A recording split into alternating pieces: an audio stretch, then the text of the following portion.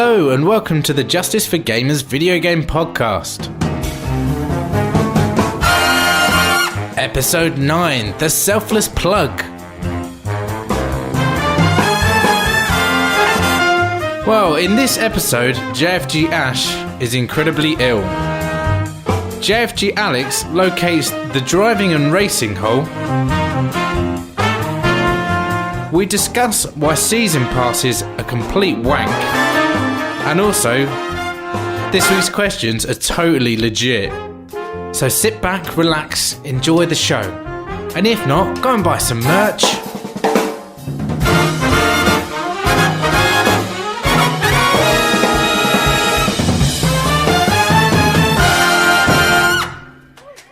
Hello and welcome to the Justice for Gamers podcast. This is episode 9. And I'm joined, as ever, by my good friend, Ash. Hey, Ash, how you doing? Shit. You're not very well, are you? I feel like death. Actual death? Yeah, physical form of death. Right now. That's all you bloody need. So what happens when you have kids, mate? They bring home all the illnesses. It's a known fact. Constant lurgy. Yeah. Not very much you can do about it. Yeah, no, like literally, we recorded last week. Everything was fine. I had a good few beers that night. Next morning, woke up, I was dead. It was literally that quick, wasn't it? Like it was. I was fine during the podcast, and then literally the next day, I was just like, yeah, I'm ill, and there was no game night for me. I was not happy. Game over, man. Game over, man. And like literally all I've been doing is sleeping since. I really want to go to bed right now, but this needs to be done. Well, that's what people want to hear. If I drift off, you know, just carry on without me. It's fine. Okay. Don't worry about it. Cool. Well, I'm sorry to hear that you are suffering. It's fine. But let's just see how we go, shall we? I feel like I've done something this week productive, but I can't remember what. Oh, I made that poll on the website. There you go. Job done. There you go. There you go. There's contribution right there. You know. Ash is expertly segueing into our what's on the site section and the greatest gaming year article, which we were talking about all about last week. Yes. We won't go into too much detail about it this week because you've probably got the gist. And probably read it by now. Yeah, you should have read it if you're a regular on the site. Part 1 and 2 is live. That's the year 2004 and the year 2013. They are up, and Ash's 2002 goes up in the next day or two, and then you will have all of the analysis that you need to make a decision if you didn't have one already, which you probably did. But we've got a poll on the site as well, and you can vote on there for your best year. Any comments you've got, anything that you want to talk to us about or want to make clear, we will cover all of that on the podcast next week. By that point, everyone will have had a week or so with all the articles up to have a read. Yep, to digest it, to form an opinion, and yeah, I'm looking forward to that. I think it's going to be an interesting one. I think it's going to be quite tight.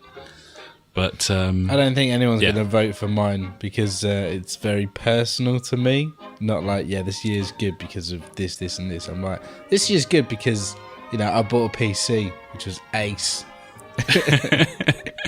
Yeah, but I think your one probably flows better. I think it's a nicer read because of that personal fact. And also, having read through Sam's one a couple of times, I've got to say his one's fairly personal as well. He's gone down the personal route.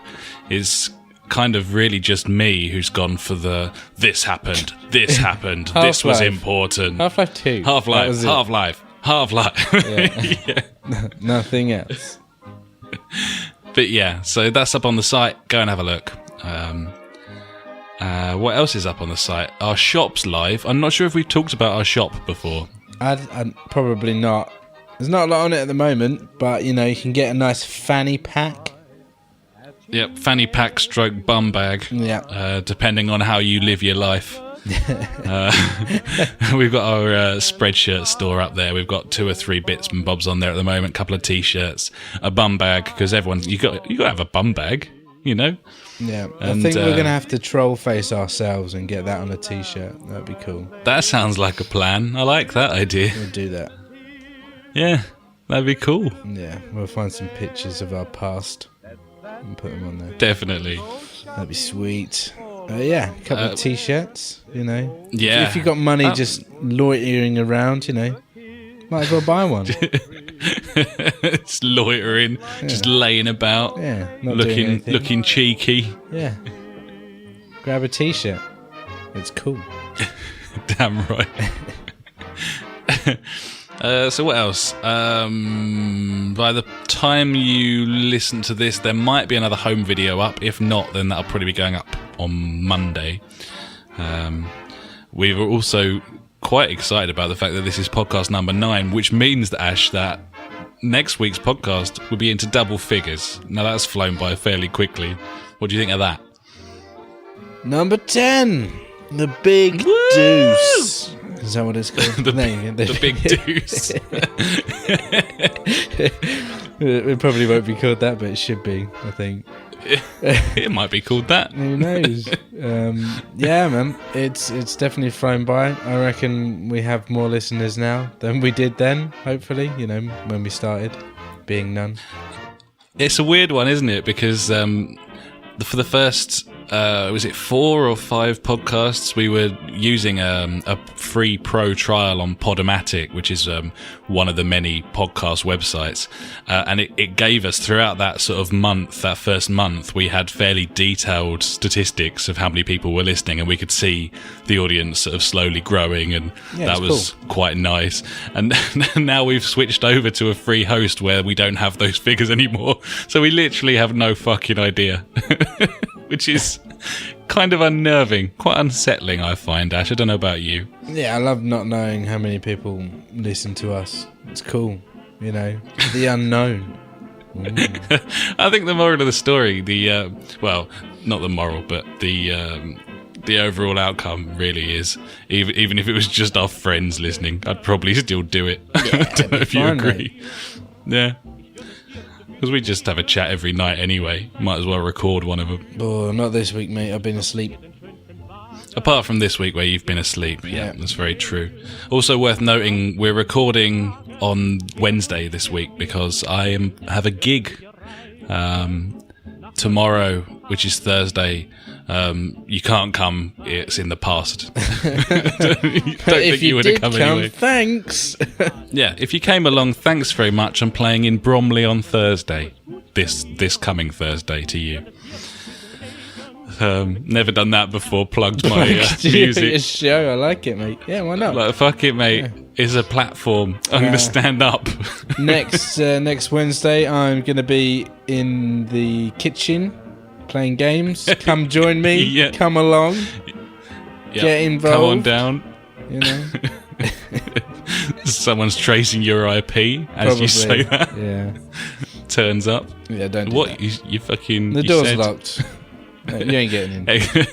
I suggest it stays that way. Yeah. Cool, man.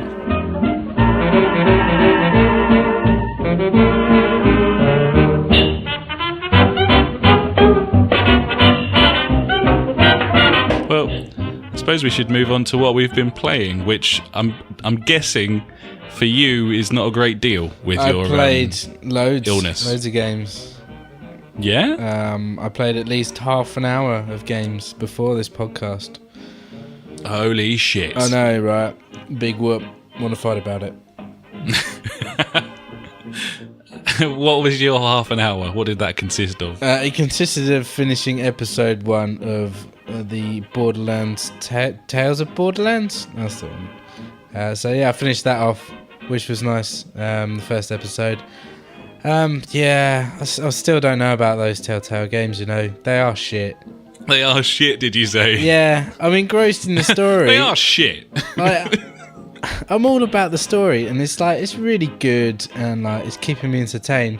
But it's like what you say, like when I have to do something, it just takes me away from like enjoying the story. It's bringing me back. I'm like, I'm not, just focusing, like just sitting here absorbing it kind of thing. I'm like, oh shit, I've got to do something now.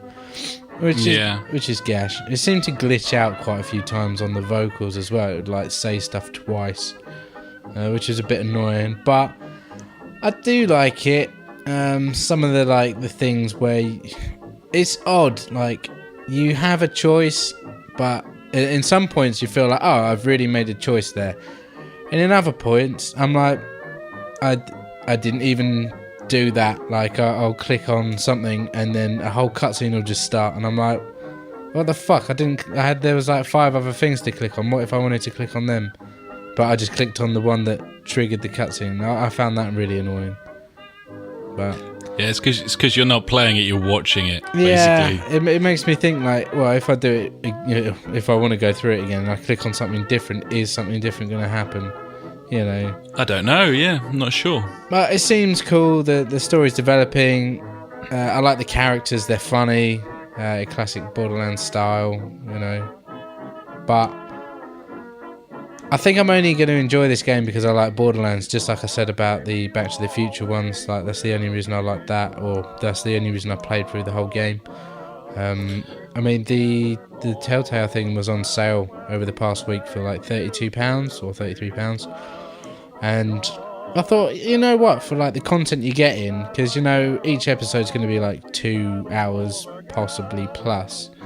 Because you said for your buck. That Borderlands first episode, what did you say it was like? Yeah, like 2.5 hours. That's pretty good, isn't it? Really? Yeah, because if you think like we played that an hour each, didn't we, on the share play, and then that's where we left it, and I finished it off in a half an hour session this evening.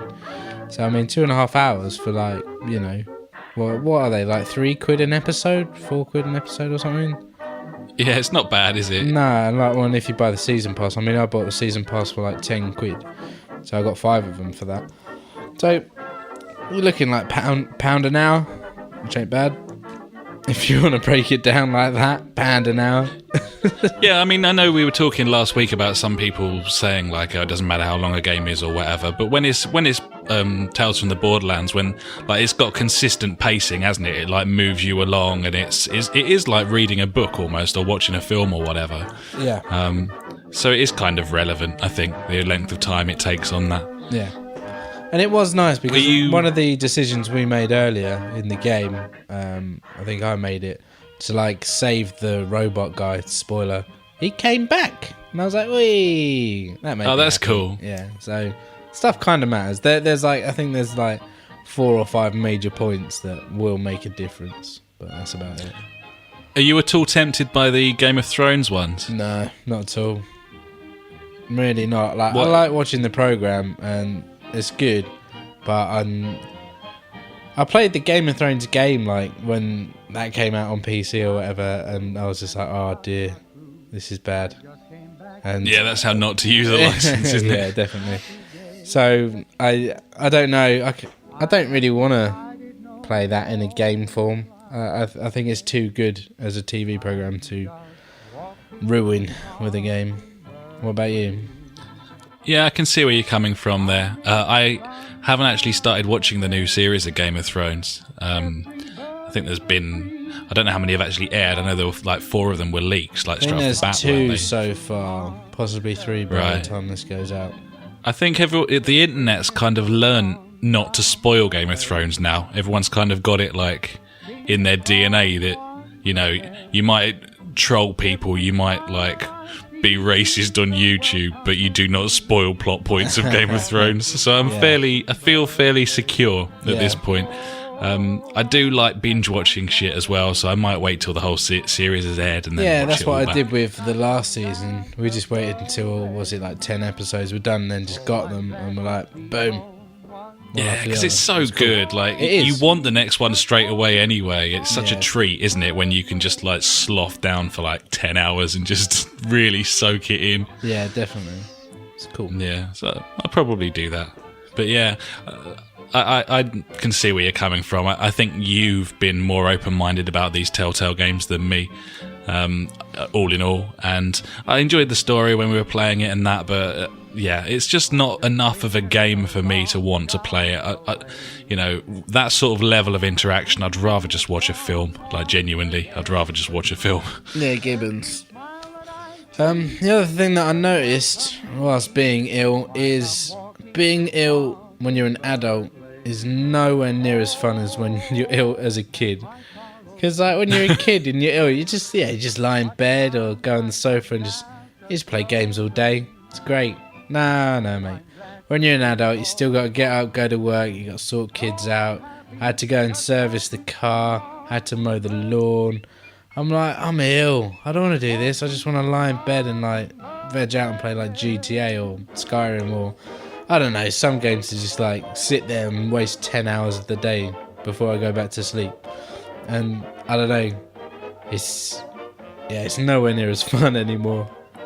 It's pretty fucking hardcore of you to be like mowing the lawn and shit. Like I can understand you going to work and that, but surely you could have put off the grass for like a week or something. I suppose it'd be like a jungle. Yeah, because it's spring and everything. Time, all this shit just needed doing. So I was just like, oh fuck it, I'll just get it done over the weekend. Yeah, you're a trooper. Like, you really are. Yeah, I'm definitely getting a hankering to buy a game. I was trolling the internet today, and I was even contemplating buying Watch Dogs. I know. Don't do it. I'm not going to, but it was £8, and I was like, you know what, £8 is probably worth £8. It could well be worth £8 actually. Yeah, I doubt. That's a fair point. We got GTA 5. It just seems exactly. It's pointless, isn't it? You'd be better off spending £8 on GTA currency. But then I did see like Lego Lord of the Rings on like Amazon for like £15, so I thought, yeah, I'll probably just pick that up in a few days. Yeah, that's not too bad, is it? Yeah. When's your Magicka beta go live? Oh, fuck knows. They said end of May, I think, wasn't it? Or beginning of May? Beginning or end of May? I think it comes out end of May, so in theory, you should have that fairly soon. Give that a burn. No, that's true. I got that to look forward to, which would be nice. Yeah. But yeah, I want to buy a new game. Even though we've got like games sitting around, like the Lara Croft one, Little Big Planet, yeah. I don't know. Well, like a few of the PlayStation Plus games that are co-op that we haven't gone through yet. But I'm just like, nah. I just need something new, something big and new. But Project Cars, mate. Nah. Maybe, but probably not. I'll just wait. But yeah, I don't know. I'm getting that hankering again, which isn't good. I know the feeling. Yeah, I know where you're coming from. Yeah. So my week of games hasn't been much. I've been updating my Clash of Clans, obviously, on a daily basis, but no one You've been wants playing that for ages now. Probably like a year and a half or something, yeah. But yeah, you never really talk about it too much. It's because it's shit. It's nothing. You've never spent any money on it, have you? No, God no. Why would you? Because it's pointless. It's just for the impatient people. Like, I think that's fair enough. If you can't wait, then Jesus Christ, then I don't know. There's something wrong with you. But hey, I think a lot of people would say that the fact that you have to wait, that is a bit of a shit way of monetizing something. No. With just making you stop. Well, yeah, exactly. You either stop or you just wait. You don't spend money on it. But you kind of have never had any intention of spending any money on it. Like the very idea you find quite ridiculous. So you're kind of almost like used to it. I think at this point you're just like, yeah, this is when I stop because fuck those guys. Yeah. I mean, like now it does get a bit ridiculous. Like, I mean, the waiting times are like 2 weeks and stuff like that. So I'm like, meh, I'll just wait. I know, seriously, right? But I'm like, come on. I know, it's ridiculous. But that's what it is. Like, the thing is, like, games like that, like, get you, like, really well. Because, like, at the beginning, everything's, like, really quick. It only takes, like, 15 minutes, like, half an hour to upgrade stuff. And then after a while, it's like, it's taking a few hours, alright. Well, and it's at that point where things are taking a few hours where people are going to spend money, because like you don't have to buy a lot of gems or whatever the currency is to finish that item. But the problem is, yeah, so that upgrades something to like level 5 and you've just spent £5. The problem is like that thing will go up to like level 12, and like if you want to upgrade it from like level 11 to a level 12, it will cost you like £80 just to skip the 2 weeks. And like it's brilliant like strategy for the guys that use it, but for dumb people, like they're gonna lose a lot of money on that. It's just, I don't know. I don't get why people spend money on stuff if they can't wait. It makes no difference. I used to back when Candy Crush first came out, I had that on my phone for a bit, and there was the delay mechanism on that. You could trick it by setting your clock forward. Nice. So if there was a 2-hour delay before you could have another crack at a level, you could not wind obviously, but you could go into your phone settings and flick the time forward 2 hours, and you could play again. Nice. That's what you need. And then when you were done, when you like finished up with it, you just reset your clock. I don't know. I presume they fixed that. Wasn't there something like that on like Windows 98 or Windows XP or something like that, wasn't it? Where you could... It was Vista. When Vista first came out, it was like a 30-day trial, but if you went into the BIOS and wound the clock back like 100 years, then you just had Vista forever, but the trial never ended. Classic. Salad days. Indeed. Poor Vista. I still use Vista. Oh dear. On the downstairs PC. Of course you do. Oh well. So, what have you been playing, buddy? Because I have barely spoken to you. I have been playing Grand Theft Auto single player. What, like the actual story mode? Yeah, story mode. You finished it yet? No, not yet. I'm on, the save file says 68%, so I've got a fair old way to go still. Nice. But after last week when Sam was on and he was talking about how he just gets sidetracked, he can never get into it, suddenly I'm on every night and you're ill. And I was like, I'll load up GTA, and then 5 hours later it was like 4 a.m. and I was still playing. And that's been like the last 3 nights for me. Just keep playing it. You've been enjoying it? I love it. It's a fantastic game. Everyone knows that already, and I'm not going to go on about it. But started doing. I did the Palito heist last night. Nice. Really enjoyed that. It's just a fucking brilliant game, isn't it? Cracking. I can't really talk about it any more than that. It's been quite nice. It's weird though. Even though it's just like a character model, I prefer playing with Franklin over the other two. Yeah. I've no idea why. I just like Franklin more than the other two. I like dressing him up like G-Money. Samuel L. Jackson's character from what's that film? The thing with Colin Firth, the spy thing with the pikey who becomes a secret agent. Kingsman. There you go. the Samuel L. Jackson was the baddie in that, and he was all suited and booted, but he had like a big old baseball cap on and really stupid glasses. That's how I dress Franklin now, just like him in that film. Show. But it's just so much fun. Great story. I'll be playing it when we finish up here, and probably the next night as well. Cool. So yeah, been playing that. I've also been playing lots of Drive Club. I won't go on about that, I promise. I'm sorry, but I have been playing that. This is the problem with doing a weekly podcast when you're really poor. It's very difficult to keep to have new games to talk about every week, especially when, like me, you have a bit of a habit. Your gaming's a bit habitual when it comes to, PES, GTA, Drive Club. That's like a staple diet for me, and most weeks I rarely play anything other than that. I've been playing loads of online Drive Club, the time trial mode, where because I haven't got the private lobbies, I can play against other people, but it's just ghosts, and it's really good. I'm really enjoying that. It's really intense, like the concentration you have to put into it.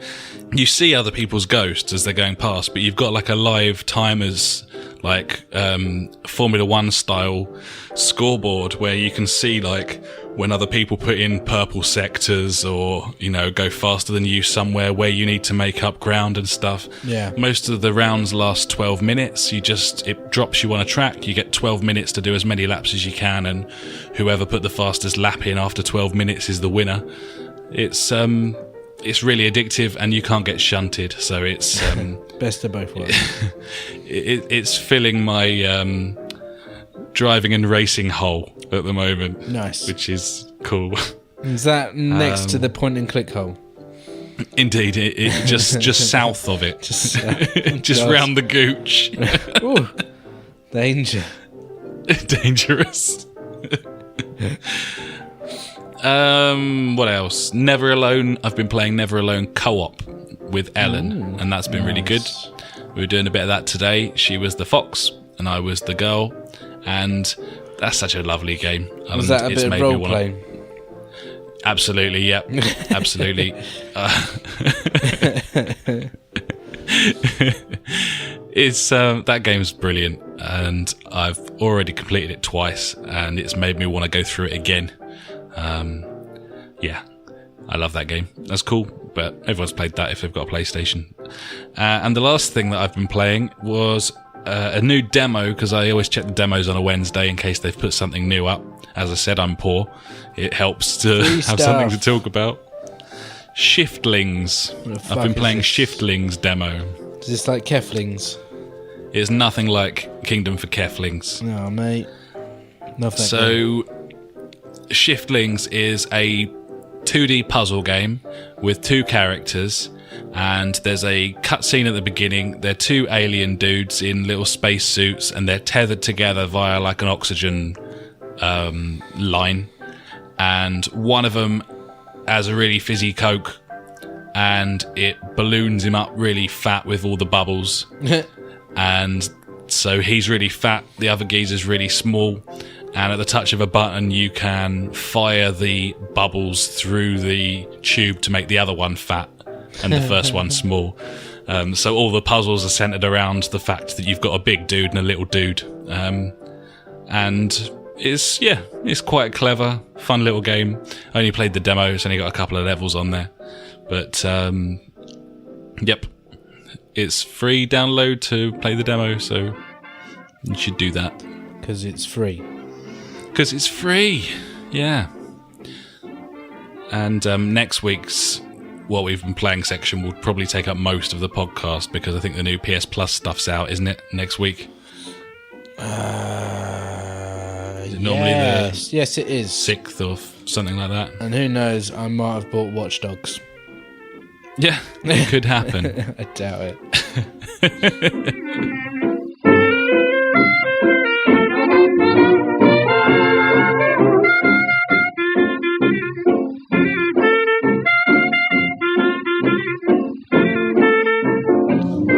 And now it's time for Fonz or Phoenix.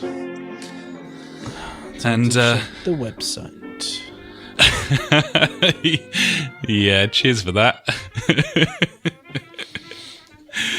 So, I've kind of dicked about with Fonz or Phoenix this week, because the Phoenix and the Fonz are basically the same thing, or about the same thing. So, first the Phoenix. Valve add paid-for mods to Steam Workshop, starting with Skyrim. So, you are a PC gamer as well as PS4. I know that you've used mods before on Skyrim, haven't you, in the past? Yeah, fucking bane of my existence. Always a bit of a ball ache, was it? Always. Something always goes wrong. You get it nice and you're like, oh, it's not quite enough. You know, you want something else and you put another thing in and then everything goes tits up. And then you got to work out why and, yeah. I mean, I guess if you're paying for them and that happens, that's going to be even more infuriating, but meh. Yeah, I mean, that's one of the myriad of problems with charging for mods. Yeah. There was a kind of almost outrage about this. People came on real strong. It kind of kicked off. I think Gabe Newell was on a plane, like flying across the States or something, and posted something. I think he jumped onto Reddit to actually personally address some of the qualms that people had, because he said he got off the plane after a short trip and had like 3,500 messages or something. But yeah, I think you'll see from the Fonz that I don't think there was any sort of malice here or anything sort of money grabbing going on. Basically, they thought, hey, why don't we allow the monetization of mods? Then that way the modder gets some money for their hard work. The original developer gets some money, and we get some money, and everybody wins. It's a win-win-win. But there's a lot of sort of baggage that goes along with that. For example, I didn't really understand the percentage workout. No, I didn't really understand it either, to be honest. It seemed to be heavily stacked against the modder. Yeah, and they're doing this so that the modder can do this as a full-time or, what's the word, more, or can spend more time doing it, really.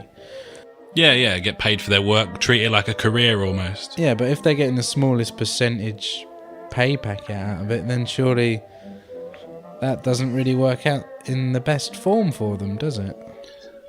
Yeah, I can understand it being stacked towards the developer, because the modder is probably using mainly that developer's assets, granted with permission most of the time. But there was a lot of problems here. For example, some mods use other assets from other mods, and so mods that are charging, suddenly there's other modders who are getting screwed because of that. What happens when a mod stops working when a game is updated? There's a new patch comes out, suddenly the old mod doesn't work anymore, and you paid money for that mod. Like, it's a dangerous precedent, really. Like, it's a big old can of worms. Yeah. And you can kind of see where Valve was coming from, and I think it was designed to be a positive move. But a lot of people said, well, why not a donation system? That way no one can get screwed out of money that they've paid. If they've pledged that in good faith, then they can't really complain, and everyone's asses are covered, Yeah. So that's the Phoenix, and so here's the Fonz. Valve abandons paid-for mods on Steam Workshop, starting with Skyrim, removes all charges and refunds anyone who paid for one. Now, this is why people like Valve. A lot of people complain about a lack of curation on the Steam store, but it's moves like this, quick moves like this, that is why people respect Valve more than they'll ever respect the other marketplaces and platforms, I think. Newell went on to Reddit, he answered lots of queries, he got lots of feedback, and then they scrapped the idea. They spoke with Bethesda agreed, they said, yeah, fair enough. I've got a quote from Valve here, would you like me to read it? Yeah, go for it, why not? Okay. We're going to remove the payment feature from the Skyrim workshop. For anyone who spent money on the mod, we'll be refunding you the complete amount. We talked to the team at Bethesda and they agree. We've done this because it's clear we didn't understand exactly what we were doing. We've been shipping many features over the years aimed at allowing community creators to receive a share of the rewards, and in the past they've been received well. It's obvious now that this case is different. To help you understand why we thought this is a good idea, our main goals were to allow mod makers the opportunity to work on their mods full-time if they wanted to, and to encourage developers to provide better support for their mod communities. We thought this would result in better mods for everyone, both free and paid. We wanted more great mods becoming great products like Dota, Counter-Strike, DayZ and Killing Floor, and we wanted that to happen organically for any mod maker who wanted to take a shot at it. We underestimated the differences between our previous successful revenue sharing models and the addition of paid mods to Skyrim's workshop. We understand our own games communities pretty well, but stepping into an established, years-old modding community in Skyrim was probably not the right place to start iterating. We think this made us miss the mark pretty badly, even though we believe there's a useful feature somewhere here. Yeah. So, it's just honest. It's the sort of honest statement that I am not used to reading from a major corporation, like, especially in the gaming industry. Yeah. It's, cool. They had an idea. People didn't like it. Didn't work. They scrapped it. Sacked it off. So there's your try Phoenix again. and there's your Fonz. I think they will. I think they've said, maybe they could try it in a different, on a different game, something that's not an established modding scene. Yeah. But for the moment, they've scrapped the idea, and people are now having a pop and saying, "Why have you scrapped that idea?" But you can't please everyone, can you? No. Everyone knows that. But yeah, no, it's cool. Yep, fair play to them. And that is Fonz or Phoenix.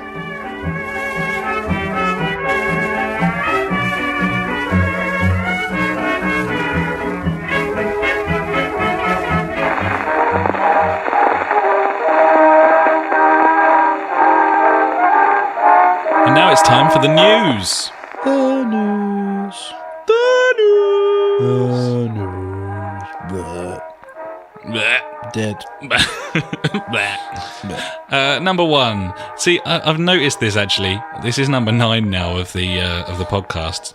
I say number 1 and number 2 on the first few stories, and then I scrap the whole number system completely. I'm aware of it, and I don't plan on changing. So number 1, Telltale are going to make Marvel games coming out in 2017. And knee-jerk response from me, presumably in the same shit game engine, but that isn't confirmed. So yeah, they've teamed up with Marvel. They're teaming up with fucking everyone, aren't they? They love it. They love a bit of it. So I asked you if you were at all interested in Telltale's Game of Thrones series. Are you at all interested in Marvel's series? Why is that? Because I don't read comics. Do you think that's going to be crucial? Yeah. It's a story derived around these characters from comic books. So I guess they're going to have like references in there and things like that I'm not going to go shit about. So therefore, pass. Yeah, but the movies are... I don't know this. This is a punt from me. Apologies to any massive Marvel fans. I would assume that a lot of the stories and stuff in the movies are kind of taken from the comics, aren't they? Yeah, but there's all like the backstory behind everything. It's got to be accessible, though, hasn't it? Oh yeah, it's got to be accessible. It's got to be like a nice, pretty story that everyone can follow. But it's not like I'm going to be like, oh yeah, I get that if there's like an in-joke or something in there, and I don't know. I'm not a massive superhero fan, I guess. No, and neither am I. I watch the films and stuff, and I'm like, oh, that's cool, explosions and stuff. But I won't collect anything. I won't, read the comics or anything like that. So my passion's games, not comics. Yeah, I'm totally with you. I like the superhero stuff because it makes for good action movies, and it tends to be a sort of seal of a decent film. If it's got that Marvel logo on it, then it's probably a solid action movie. But yeah, I'm not massively into superheroes and stuff, and I'm not into Telltale games, so No. the odds are I won't be interested in this. But I don't know. I mean, it could be exciting. A lot of people love Telltale games, but also by 2017, that they should have. For God's sake, I hope there's a new engine. Presumably there will be. It might be interesting at the time. It feels a long way off at the moment, though. So let's move on. And we're moving on to Black Ops 3, Ash. My favourite. It's got a release date. It's the 6th of November. Good. There's been a gameplay trailer, and it looked shit, I thought. It's already been seen running on the consoles. There's even PC specs available, which they aren't that high, which backs up what you just said. Yeah. It looks really jerky and toilet. It don't look great. But then again, at least they brought it out and showed us what it looks like, whereas Battlefront are like, yeah, check out this CGI trailer. It's like, doesn't prove anything. Yeah, you're spot on there, actually. Treyarch do deserve a little credit there. The fact that is, we've seen this thing already. There was a reveal event planned. They announced it. There's a teaser trailer. Then there was a proper trailer, and now there's gameplay floating about and everything. And that's cool. That's how you want to see things done. Definitely. It looks like a cross between the last COD and Deus Ex. Like, that's kind of where they seem to be going with the story. I suppose the story is irrelevant to most people who are COD fans. Don't play for the story, do they? No, I've always quite enjoyed the COD and Battlefield stories, the sort of ridiculous Bruckheimer-esque sort of thing. Have you played through the stories in the past? Yeah, I think I've played through all of them apart from Battlefield 4 because I was just like, oh, this game is shit, and didn't bother. Yeah. But yeah, I've gone through all of them prior to that, or all the ones that I've owned anyway. And apart from, I think it was the original Black Ops, and I was just like, no, not playing this. No. I remember the Modern Warfare one was class, wasn't it? Yeah, it was. It was really cool. There's like a nice twist at the end and stuff, and it was high adrenaline and shit like that. But yeah, like you say, no one buys it for that anymore. The single player experience, really. It's all just about the multiplayer. I had a hankering for Advanced Warfare, as you well know, because I've talked about it with you in the past. I haven't bought a COD game since Modern Warfare 2, and I don't even know if I bought that one. It might have been Modern Warfare, the original, but I had a bit of a hankering. This looks kind of more of the same to me, even more of the sort of Advanced Warfare thing. To be honest, it's more likely that I'll buy Advanced Warfare once Black Ops 3 comes out, because it'll be about a tenner. But lots of people getting very excited about it. Anyway, next up we have Silent Hills. Silent Hills is cancelled, and PT has been removed from the store. Konami are nuts. No, Have you mate. been following any of this? I'm downloading it right now. Well, the PT demo? Yeah. Really? Yeah. Just went into so they my haven't library. taken it down? No, not as of yet. I went into it earlier, and I was like, yeah, I'll download that, because I saw that, people were selling consoles with PT pre-installed on it on eBay, and asking for about $1,500, and I was like, I could do that. What? No, I'm not even joking. Wow, okay. Well, you can't get it anywhere anymore, can you? I don't know, you're downloading it as we're speaking, I know, so that yeah. feels wide of the mark. I know. But I don't Is know. it because have they left it on the library for now? If you've downloaded it before, you can download it again? That's I where thought I they were found just it. taking the whole thing away. Nah, mate.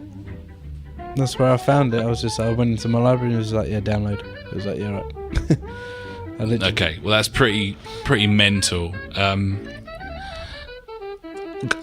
We haven't covered any of this Kojima stuff on the podcast because it's all just been kind of Hearsay. random No one hearsay. knows. Yeah, there's been nothing factual up until this point, and we don't want to make a misstep, comment on something that isn't true. And it seems like the saga changes every day. It's like a soap opera at the moment. So we're kind of holding fire until we find out, someone's going to come out and tell the whole truth and nothing but the truth at some point, and then we can have a good old chat about it. The whole thing seems very, very weird. I don't really know what's going on. Konami and we're are not. nuts, buddy. Yeah, they seem to be nuts. They seem to be. Metal Gear's still coming. Silent Hills is cancelled. PT was massive, wasn't it? When that released, it was a huge deal, and a lot of people were raving about it. Yeah, it was absolutely terrifying. I played about half an hour of it, and that was enough for me. But yeah, I have no idea what's going on there. We'll just wait and see. We'll talk about it when we know something about anything. Yep. Next, Gears of War, the original, is being remastered for Xbox One. The first one. Yes, that's right. Okay. And then probably the second one. And then probably the third one. And then Judgment Day. I really liked the first Gears of War. I loved that game. It was brilliant. There seems to be a lot of first-party remastering going on the Xbox.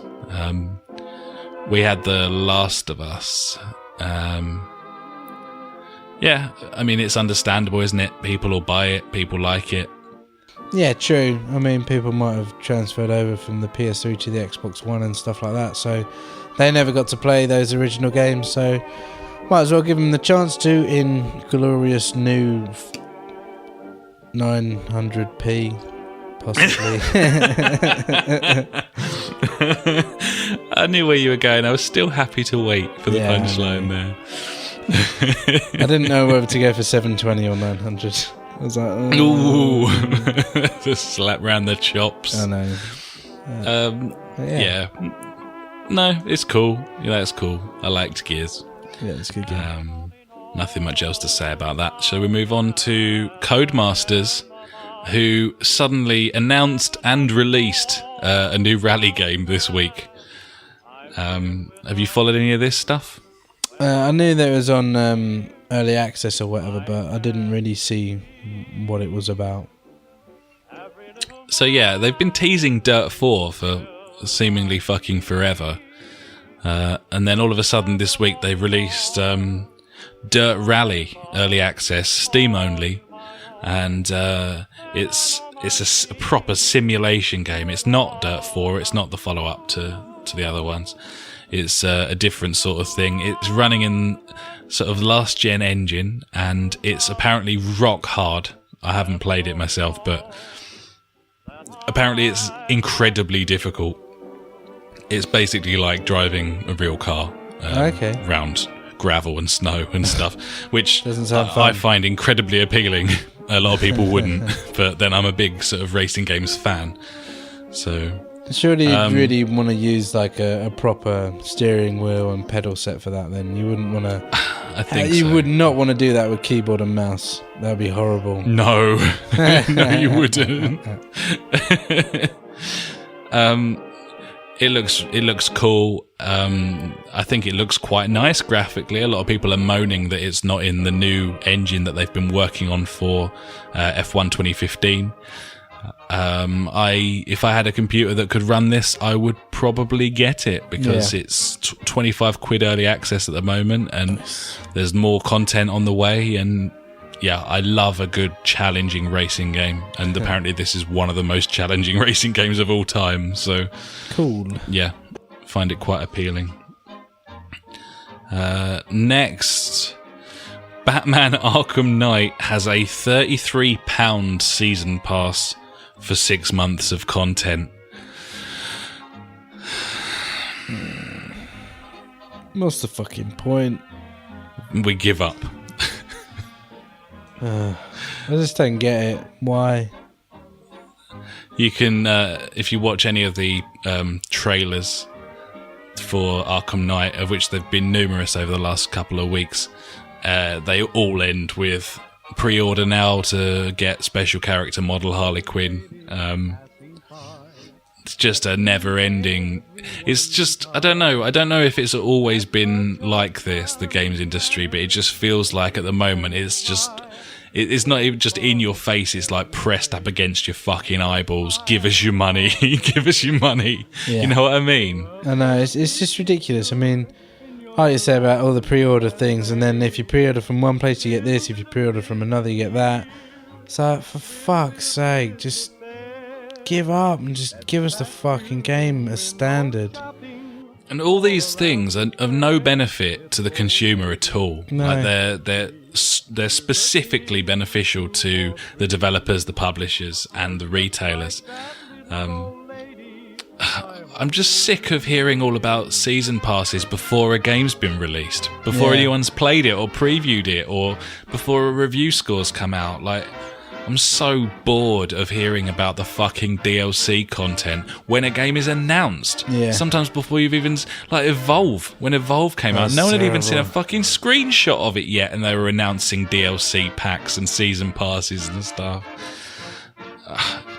It might be 33 quid's worth of content, for all we know. It might be the best game ever made, Batman Arkham Knight, but well, for £33, so I want sick of another it. Batman Arkham Knight. Yeah, you want Arkham Knight too.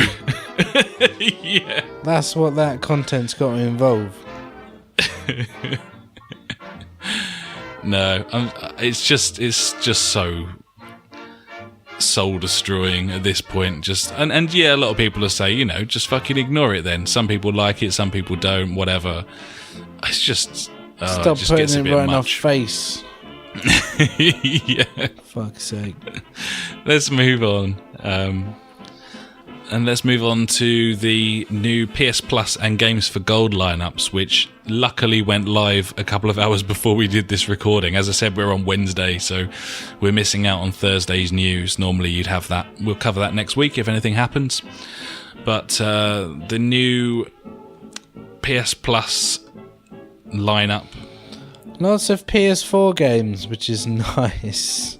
Yeah, is that right? We're getting 5 games on the PS4. I believe it's 5, yes. That's fairly ridiculous. Do you have any of them already? I got Guacamelee, but on the Vita. Oh, that's right, yeah. So, yeah, we were talking last week, weren't we, about the possibility of buying Guacamelee and playing it together. We're going to be given that now, so thanks very much. Saves us £3.50. Whoop, whoop. Yeah. So we're getting that. The other PS4 specific one is Ether 1, which I just watched a trailer of and got quite excited for. It looks like a cool adventure game. I like the look of that. I really like the look of that. But yeah, I've just seen like a 2-minute trailer. That'll do. What else? The Unfinished Swan, which is that game that's all black and white and you can throw like black ink to make a path through the levels, and that looks cool. Another first person sort of adventure. Race the Sun, which is an infinite runner type thing where you're a ship going through loads of sort of polygons and shapes and stuff, like obstacle course type thing, which is cool. And Ho Hokum, which I've played a bit of because Ellen got it for her Vita, and so she logged in as onto her account when she was over here one time, and we had a good old go of Ho Hokum. That's a cool game. It's weird. It's you're just like a snake, but that wanders about. Yeah, have you played it? I think, wasn't it at like the game show we went to? Yeah, Eurogamer 2013. Yeah, it was. Did you have a go of it there? I didn't play it. I saw it. I was like, yeah, I'll miss that and go and play something else. Thanks. That looks it was really. We queued for ages for that because Sony or whoever was in charge of that, in their fucking wisdom, made it so that you had to have. There was one queue for all booths, and then you got like tokens to play a select number of games or whatever. It was ridiculous. We had to queue for like 2 hours, but it was really funny because they had Blacklight and Ho Hokum set up beside each other, like literally the absolute opposite ends of the spectrum. You had this like sort of futuristic like sci-fi shooter, and then the most colourful game I've ever seen, where there's people just like sending a snake about. But yeah, I think people are like that. So Unfinished Swan, Race the Sun, and Ho Hokum are cross-play, so they're on Vita as well. And the Vita specific one is Murasaki Baby, which I know nothing about. Do you? Yeah, mate. I've been waiting for this for a long time. I can't wait to find out what it's about, because I don't know what it is. Okay. Sounds fucking weird though from the title. Should be good. It's the story of a little girl who wakes up in a weird world populated by children's fantasies and fears, and she's constantly holding a heart-shaped balloon. Sounds cool. I'll play it, and I will report. Sounds quite interesting, actually. Yeah, sounds cool. Yep. Simple. Are you happy with the PS Plus lineup? There was a leak about a week ago suggesting that it might be Rayman and Knack, which seemed unlikely, but it was AAA and sort of satisfied people's AAA curiosity. Are you happy with those? Yeah, I think so, buddy. I think all of those seem pretty cool. I mean, Guacamelee on the PS4, play that. I'll probably be disappointed because I'll be like, this doesn't look good enough to be on the PS4. Standard. I'm interested in that Ether one because you said that you were, so I'll probably be interested in it. And the other ones, hey, why not? I'll play them. Fuck it. Yeah, Sweet. as I said, it'll be a bumper what we've been playing next week because I intend to get stuck into all of those, all 5 of them. So Nice. that's me sorted for next week. Indeed. And we've also got the games with gold, which you, Eagle Eye, you spotted, didn't you, just before we went live? What have we got on there? Castle Storm Definitive Edition on the Xbox One.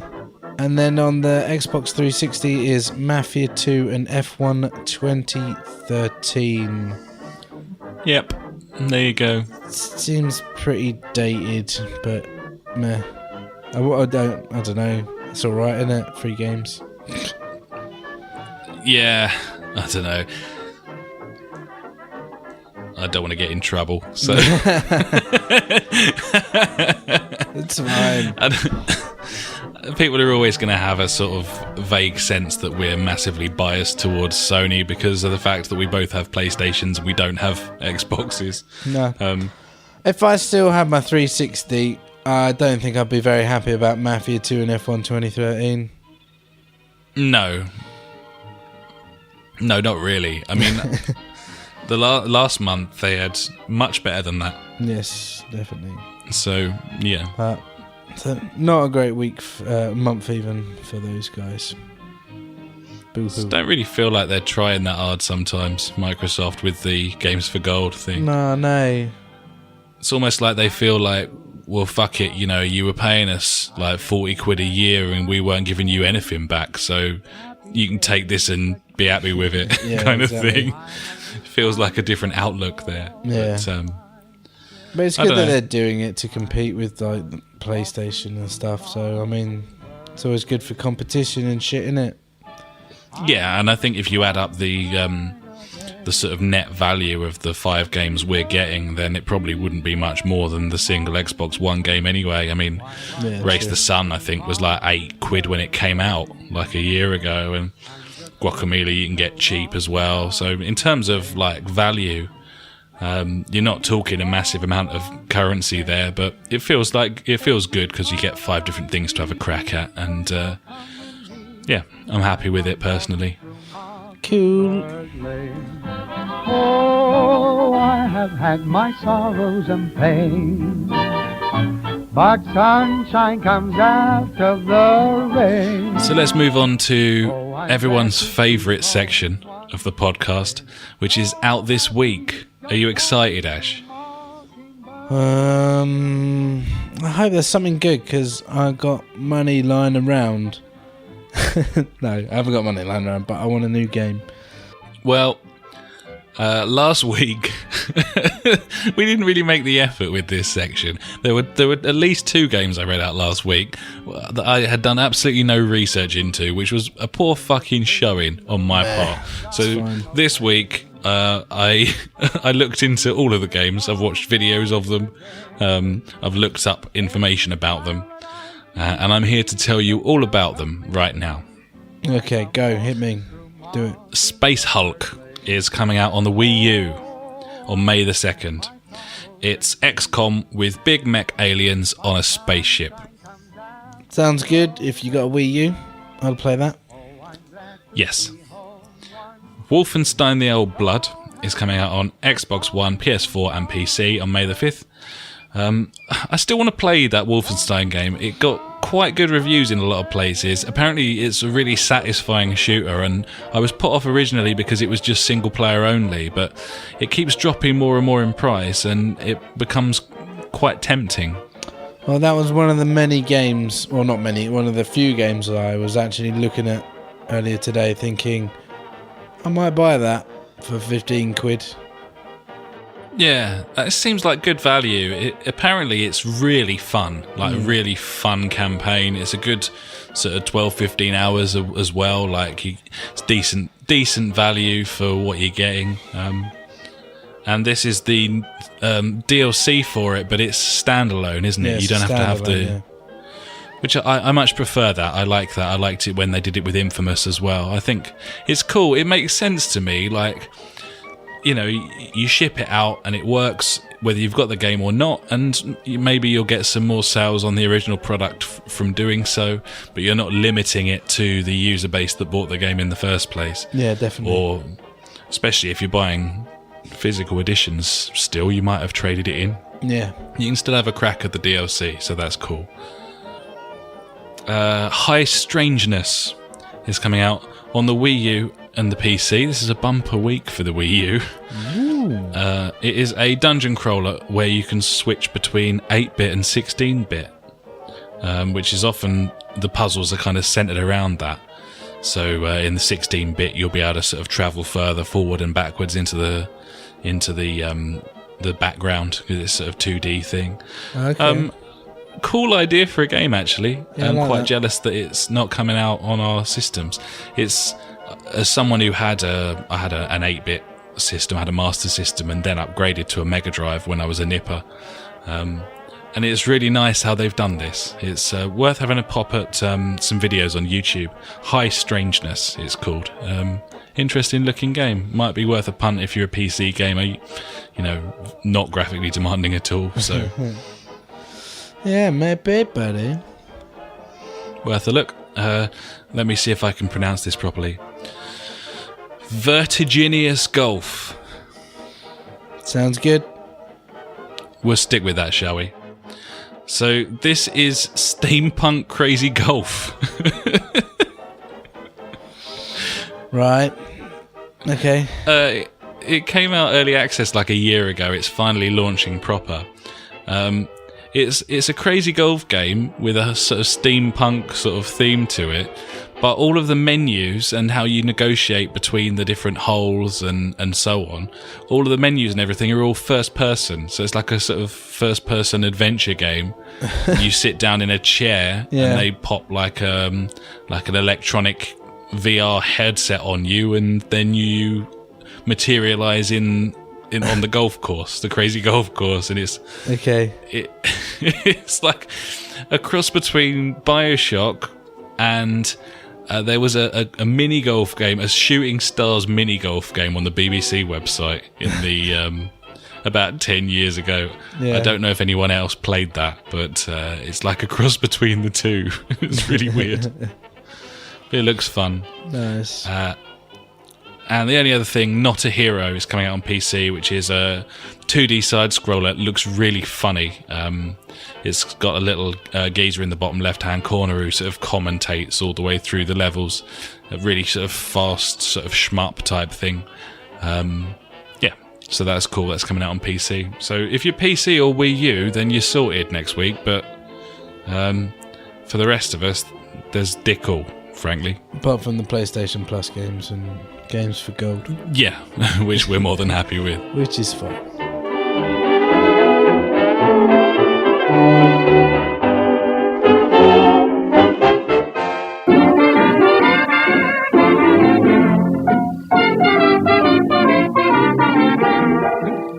Do you have a question for us here at the Justice for Gamers podcast?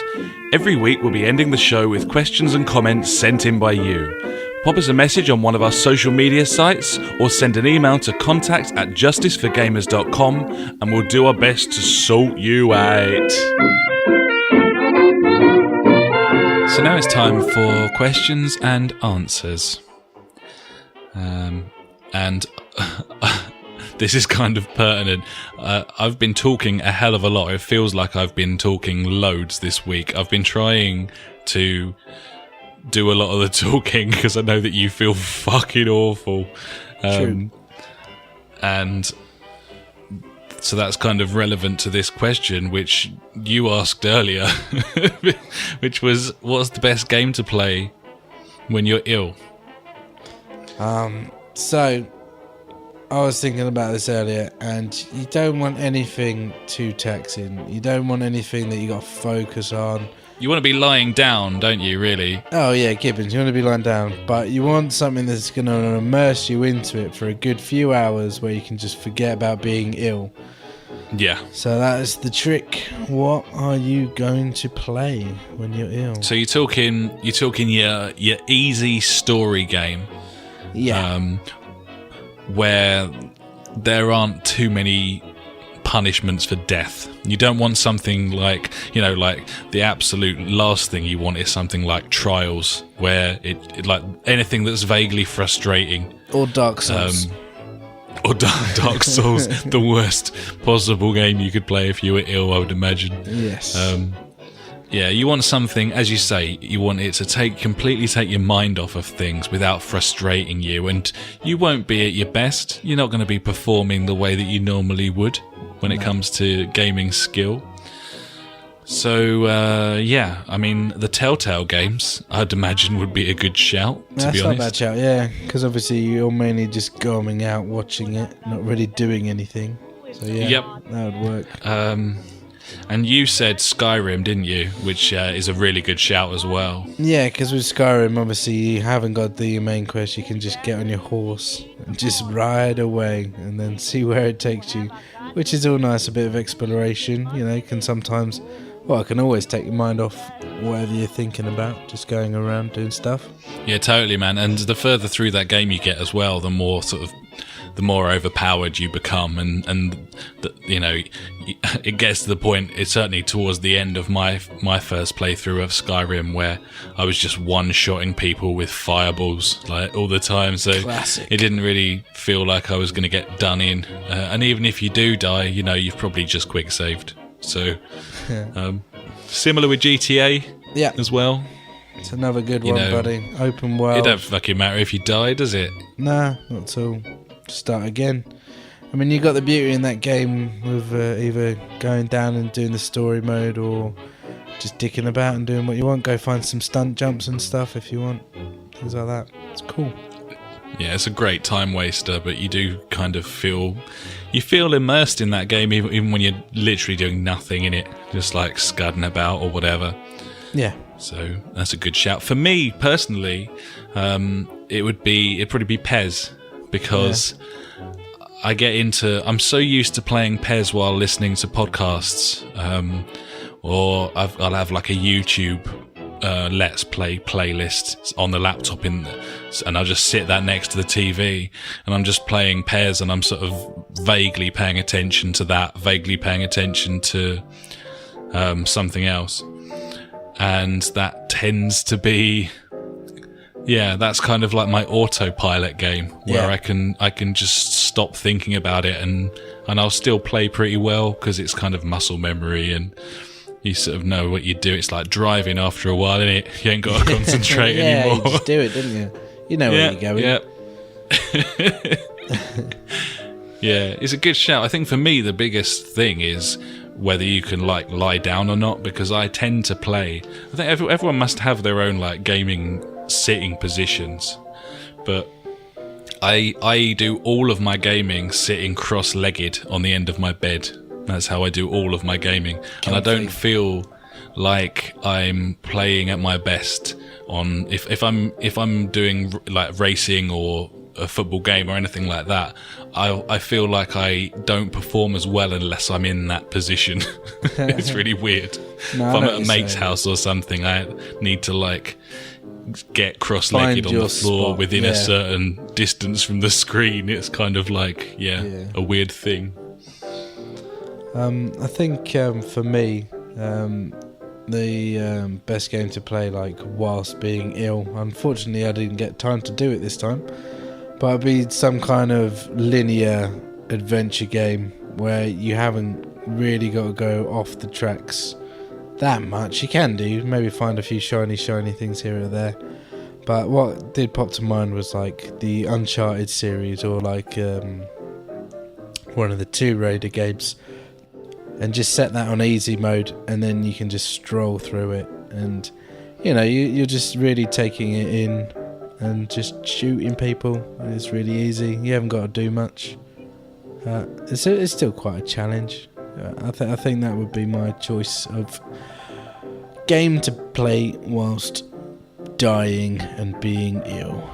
It's a good shout, man. I really hope that Uncharted trilogy rumor is true, the remaster, because I still haven't played an Uncharted game before, and I would very much like to. I don't want to get ill, but yeah, I'd like to play one. Yeah. So that probably answers that. And we have one other question. This is from Johnny Briggs. Thanks, Johnny. Big fan. He says, what could EA Sports do to get you to switch back from PES to FIFA? Which is a really good question. Probably the best thing that they could do is just give the license to PES, and then everyone will be happy. What, and you'd switch to FIFA? No, I'd just be happy then. Okay. No, I wouldn't go back. I don't know, like, the only thing that would put me back to FIFA is if Pro Evo went shit again, like it did before. But I don't really see that happening in the next few years, so we are safe. Yeah, it's a weird one because there's quite a few people moving over to PES at the moment, but they're not the sort of people that you really want to be bolstering the community. There was the whole controversy where they were putting in various different price points for the Ultimate Team coins, which became a sort of viral thing, and it was all over YouTube, where a lot of these YouTubers that play FIFA Ultimate Team and do pack openings and stuff, which I don't really. It's weird. Yeah, I don't really know why you'd be watching that unless, I don't know, maybe you're 12. Yeah, probably. It's the beauty of a podcast that we don't know the amount of people listening is. We don't know how many people we're offending, which is nice.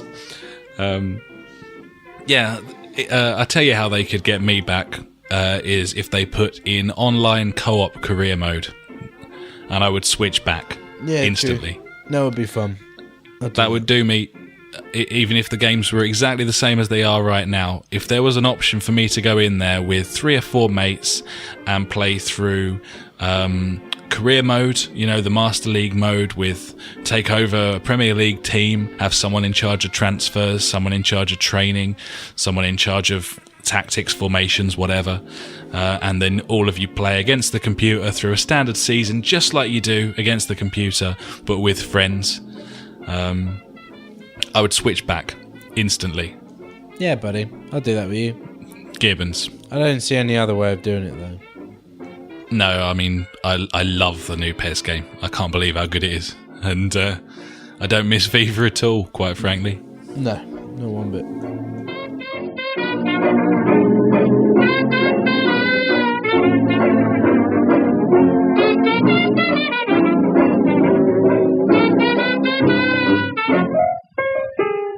So I think that'll about do us for podcast 9.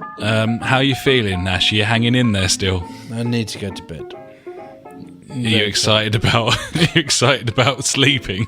I'm so excited about sleeping right now. I might just do it right now. I might just fall asleep. I just can't hide it. Well, that's fair enough. You're a fucking trooper. Thanks very much for getting yourself sorted and recording tonight. From me and from everyone listening, of course, as well. Yeah, sure. They were probably like, oh, when's this guy gonna fucking shut up? He's a dickhead. Oh, stop moaning. Oh. That doesn't sound like our listeners at all, Ash. It does. They're a bunch of cunts. Fuckers. We will be back at the same time next week. Thanks very much for listening. You aren't fuckers and you aren't cunts. And we are www.justiceforgamers.com. You can find us at Facebook/JusticeForGamers. We are on Twitter @JusticeForGamer. We've got a YouTube channel. You can find it at all of those places that I just said. And until next week, it's goodbye from Ash. Bye. And it is goodbye from me. Bye-bye. Time for bed.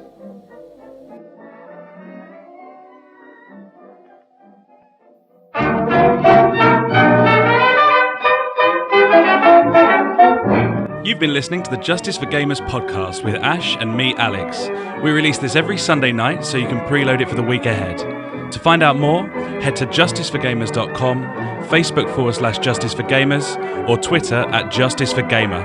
If you have anything interesting to say, pop an email to contact@justiceforgamers.com, and if you could write us a review on iTunes, we'd be forever in your debt. Have a cracking week, and we'll catch you next time.